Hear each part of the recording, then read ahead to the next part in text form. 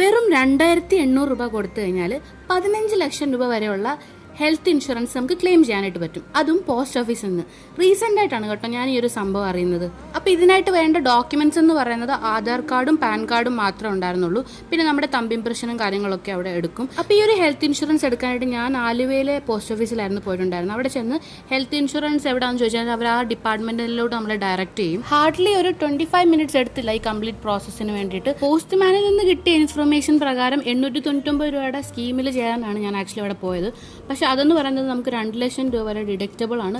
പോരാഞ്ഞിട്ട് 2 ലക്ഷത്തിന് മേലെ ബില്ല് വന്നാൽ മാത്രമേ നമുക്കത് ക്ലെയിം ചെയ്യാനായിട്ട് പറ്റത്തുള്ളൂ. അപ്പോൾ ഇതിൻ്റെ ഒരു ടോപ്പ് സ്കീം എന്ന പോലെ 200 റുപ്പീസിന് പോസ്റ്റ് ഓഫീസിൻ്റെ ഒരു അക്കൗണ്ട് നമുക്ക് അവിടെ സ്റ്റാർട്ട് ചെയ്തിട്ട് ബാക്കി എമൗണ്ട് 1699 രൂപ കൊടുത്ത് ടോട്ടൽ 2800 രൂപ എനിക്കായുള്ളൂ.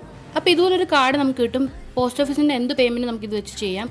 ക്യാഷ് എടുത്തുകൊണ്ട് പോകാനായിട്ട് പ്രത്യേകം ശ്രദ്ധിക്കും. പിന്നെ എല്ലാ ഹെൽത്ത് ഇൻഷുറൻസിനും ഉള്ള പോലെ സ്പെസിഫിക് ഇൽനെസ്സിന് ഇത് കിട്ടത്തില്ല. അപ്പോൾ ഈ ഇൻഷുറൻസിനെ കുറിച്ച് അറിയാവുന്നവരോ എടുത്തിട്ടുള്ളവരോ ജസ്റ്റ് ഒന്ന് കമൻറ്റ് ചെയ്യണം. അടുത്ത വീഡിയോ കാണാതിരിക്കുമ്പോൾ bye, God bless you all.